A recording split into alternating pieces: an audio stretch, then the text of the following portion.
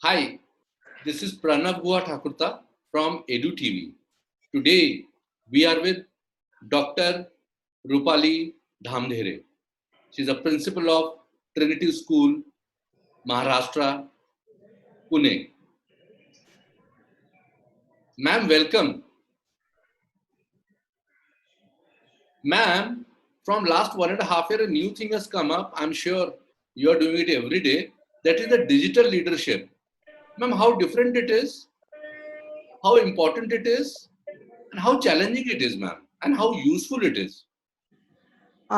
Digital leadership, yes, leadership is has been there ever since, but because of this pandemic, I would call it a blessing also that has happened to us, as far as education at least goes, because we were so comfortable with our own ways and means of doing things.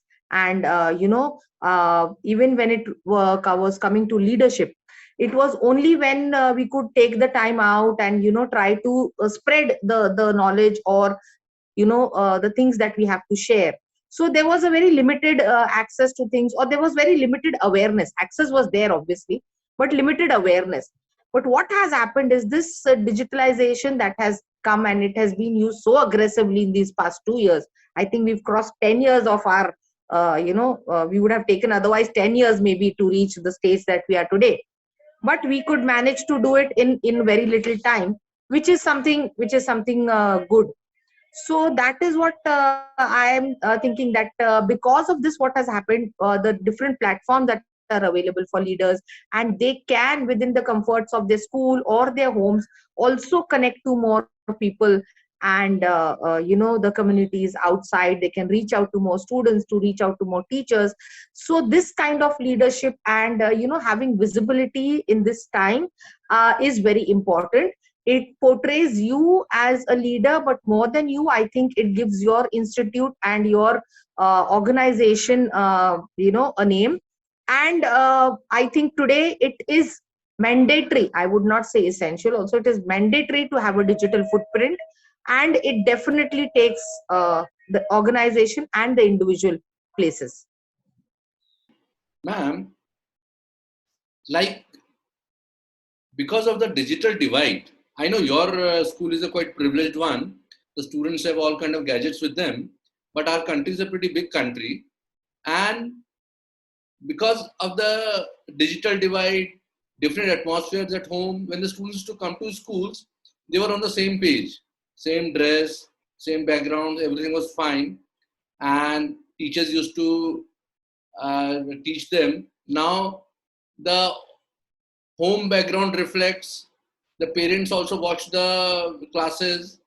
So how this digital divide and this kind of things can be minimized by the time the schools open? Digital divide, yes, is there. What you're saying is right, that the gadgets and the things that the children are using at home, yes, they can differ as per what the parents are, and it is kind of becoming a new competition among parents also.